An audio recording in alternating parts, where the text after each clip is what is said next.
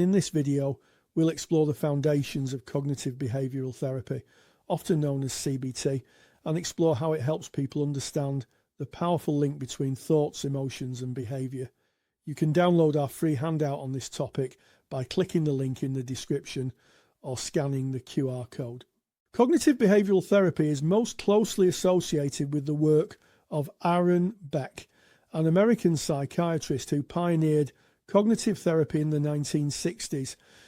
Beck was influenced by earlier cognitive and philosophical ideas and worked alongside, rather than directly under, Albert Ellis, who developed rational emotive behaviour therapy, or REBT. While these approaches differ in style and emphasis, they share a core principle. It's not events themselves that disturb us, but the meanings we give to those events. At its core, CBT is an elegant and practical model.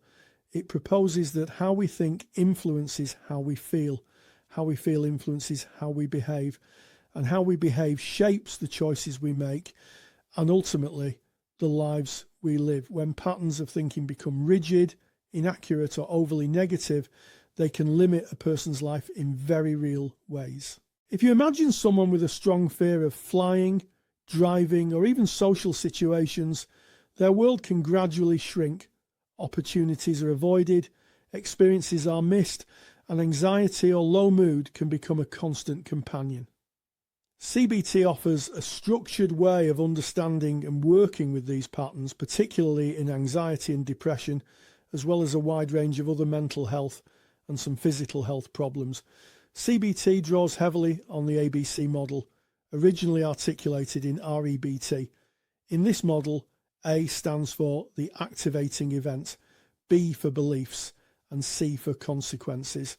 An event occurs, we interpret it through our beliefs, and those beliefs shape our emotional and behavioural response. Let me bring this to life with a simple example. Imagine you're walking home from work after a difficult day. As you walk down the road, you pass a friend who appears to ignore you. One possible interpretation is, she ignored me because she doesn't like me. If that belief takes hold, the emotional consequence might be sadness, rejection, or low mood. Physically, you might feel drained or unsettled, and behaviourally, you may avoid that person in future, reinforcing the sense of disconnection. But there's another possible interpretation. You might think, she looks preoccupied. I wonder if she's okay.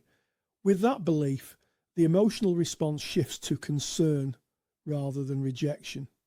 There may be no physical discomfort at all, and the behavioural outcome could be reaching out to check how your friend is. The situation hasn't changed, but the meaning you give it has, and that changes everything. This is where CBT does its work. The therapist supports the client to notice, examine, and test their automatic thoughts, and to consider alternative, more balanced interpretations of events. Over time, this process can reduce distress and open up new ways of responding to the world. For our free handout on this topic, click the link in the description or scan the QR code. CBT uses a range of structured methods. One key approach is the disputation of unhelpful or irrational beliefs. For example, someone may believe that crossing the road is almost certain to result in being run over. A therapist might gently encourage the client to look at evidence, such as accident statistics, to test whether the belief matches reality. The aim is not to deny risk entirely, but to bring it into proportion. Another important element is cognitive homework. This involves practicing new ways of thinking and behaving between sessions. Using graded exposure, a client might start by crossing quiet roads, then gradually work up to busier ones, building confidence step by step. Language also plays a powerful role. Saying, "I can't cross this road because I'll get killed," creates paralysis. Reframing this as, "This is a busy road, so I'll cross carefully at a safe point," introduces agency, planning, and choice. The situation is the same, but the internal dialogue is very different. Humour can also be a useful tool. When used sensitively, it can help reduce the intensity of fear and challenge catastrophic thinking. Laughing at an exaggerated fear doesn't trivialise distress. It can loosen its grip. CBT may also use rational emotive imagery, role play, and behavioural experiments. Clients might imagine a feared situation while practicing coping strategies, or rehearse new behaviours in a safe therapeutic space before trying them out in real life. Shame is another important area of work. Many clients feel embarrassed about their fears or thoughts, labelling themselves as weak or defective. Part of the therapeutic relationship involves normalising distress and helping clients step out of self-criticism. Difficulties are framed not as personal failings, but as understandable patterns that can be changed. Motivation is also central.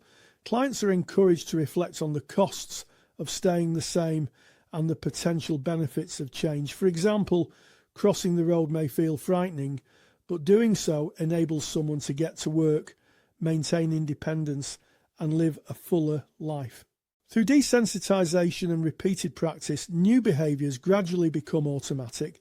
Much like learning to drive, what initially requires intense concentration eventually becomes second nature. Skills training is another component of CBT.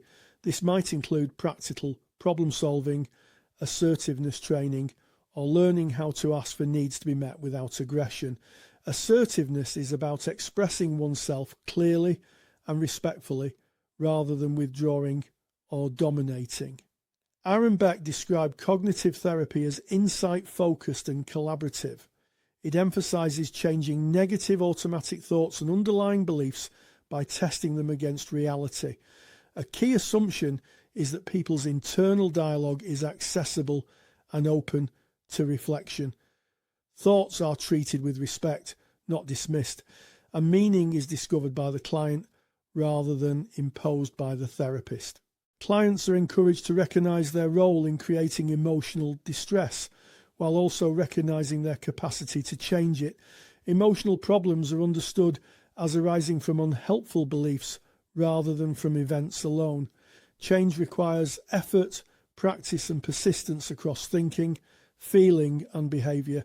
CBT also identifies common rigid or irrational beliefs, such as the idea that we must be loved or approved of by everyone, that we must perform perfectly at all times, or that it's unbearable when we don't get what we want. These beliefs tend to lead to self-defeating behaviour and emotional distress.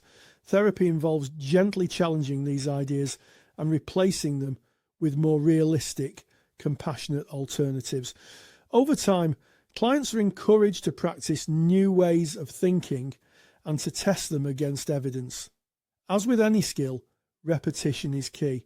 With practice, healthier patterns of thinking and behaviour become increasingly automatic.